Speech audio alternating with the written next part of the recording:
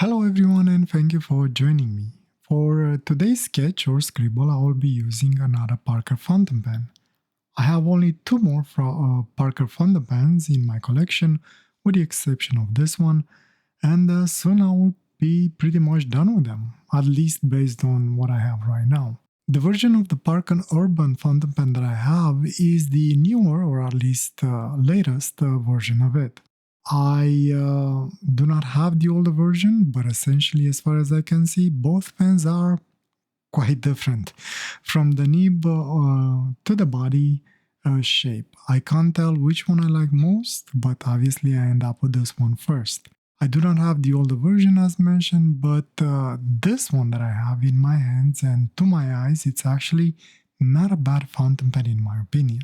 If there is one thing that would ever make me want to get the older version, it's how the nib is shaped and how it's integrating with the section, and they look like one unit from a design perspective. There is no step up between the body and the cap when capped. It's quite a nice and fluid line, same on the older version as far as I can see. But the new version has an almost sub shape with a hint of disc fountain pen style to it, thanks to the design of the end of the barrel. This does mean two things, unfortunately, for some more than others. Since there is no step up between the cap and the barrel, that means that this step up will be found between the section and the barrel. It has to go somewhere, something that personally doesn't actually bother me, but something that you might want to take in consideration. The other thing is that because of the barrel design, this fountain pen doesn't really post. This doesn't bother me either because the pen is long enough for me, but putting the cap on the barrel makes me realize that posting this pen would have been actually really nice. Now, you can actually force post it if you really want to, and it will stay pretty secure in there, but as far as I can tell, you are forcing the inside of the cap where the cap clips over. And I don't think you really want to force this part because over time it will wear down and it will loosen and your pen might potentially stop capping properly. Other than these two design choices that might polarize people, I think the fountain pen overall is pretty cool in its own way. Smooth and beautiful nib, a decently lengthy section that is not as slippery as it looks like. I was actually pleasantly surprised by it. And it has a great balance, one not force posted, the weight is towards the nib and I like that. And if you do force post it, the pen is actually quite neutral in balance. The only truly thing that I find annoying on the fountain pen is that it does not come with a converter, at least mine did not. For today's ink, I will be using an ink that I haven't touched for a while, the Platinum Black. I'm just under the half line of the bottle, and as such, the filling process is a little bit more involved and annoying this time around. I can't put the pen inside the bottle anymore, so I had to use a syringe to fill up the pen and the converter that I managed to find for this pen. I did find the converter by mistake. I don't know exactly from what pen it comes. I just basically looked through my converter spares that I've been collecting over the years and took the first one that seems to fit in there. Hopefully it will work out okay. The trick when using a syringe is to fill the converter, then run ink through the pen to prime the feed, and then remove the converter and refill it again. And doing all this without spilling any ink or getting yourself dirty in the process. I usually like to do this twice in order to make sure that my feed is properly saturated with ink, and then I refill the converter. This way you get a full fill out of it. Accept the challenge if you think you can manage it without making a mess out of it. One thing that I haven't mentioned is that I'm using a fine nib that I purchased as an extra. It originally came with a medium nib, just like the Parker IM that I previously reviewed, and just like that one, I managed to find a fine nib, but I had to purchase the entire section with the nib. The nibs are removable, but it's extremely hard to remove them. Probably that is why they are selling them with the entire section. In the end, the nib that I have, it in itself works like a dream, no issues with it as far as I can see, so no complaints. Let's hope that will be the same story when I will get into the drawing part of this video. I did enjoy how the pen felt in my hand, and I don't think I will have any issues with this model specifically. I did notice though that the older version also has the step up between the section and the barrel. However, I've noticed that the section tapers down towards the nib, something that I'm not sure I would like it as much.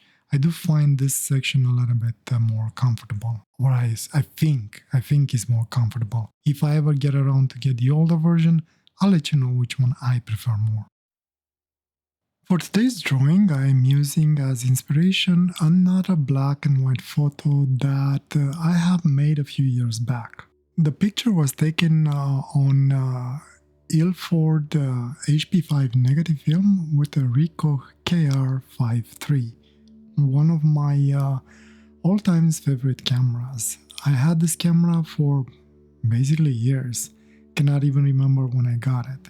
What I do remember is that I actually exchanged a digital camera for it at that time. A time when digital cameras were still in their infancy and, well, pretty bad. I do remember it was a Fuji, and that's about it. Quality was meh from what I remember, and I think it had somewhere around 3 to 4 megapixels, as I like to call them, or something like that.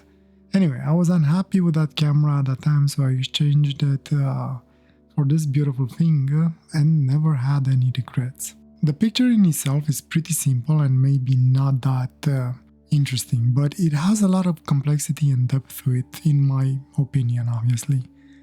And I thought that maybe I can sort of capture at least 10% out of it with a fountain pen and ink. Obviously, it won't look as amazing, but at least I'll have fun with it. For those of you that are new around here, I never really go for realistic drawings. I'm more of whatever comes into my head in the moment and whatever the hand manages to do. So let's see what we can get today from this broken tree trunk. In all honesty, I had no clue what to do with the drawing after I did the contour lines.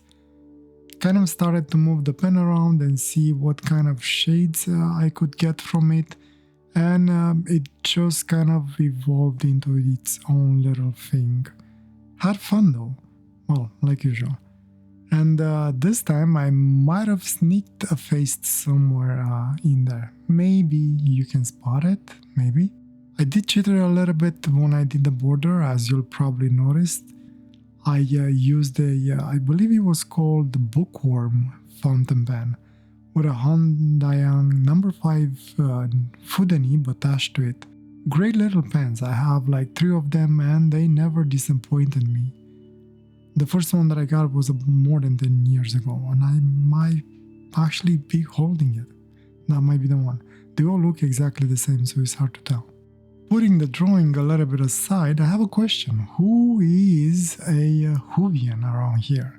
And what do you think of the new specials Disney has been making? Not trying to start any controversy around here. There's plenty of it out there. I'm just curious to see what people think of it. Personally, I'm not a big fan of the new specials they started, but it did make me want to see the old series, and fortunately Prime added them. So yeah, I guess there was a benefit for me to see those, because well, I'm off watching The Doctor all over again. As a side note, I still don't have a solution for the captions yet, but I think I might manage something at the beginning of January. So please hold on tight. Those of you who find them useful or maybe even need them, I'm gonna come back to it. It's just slowly, I'm slowly getting there.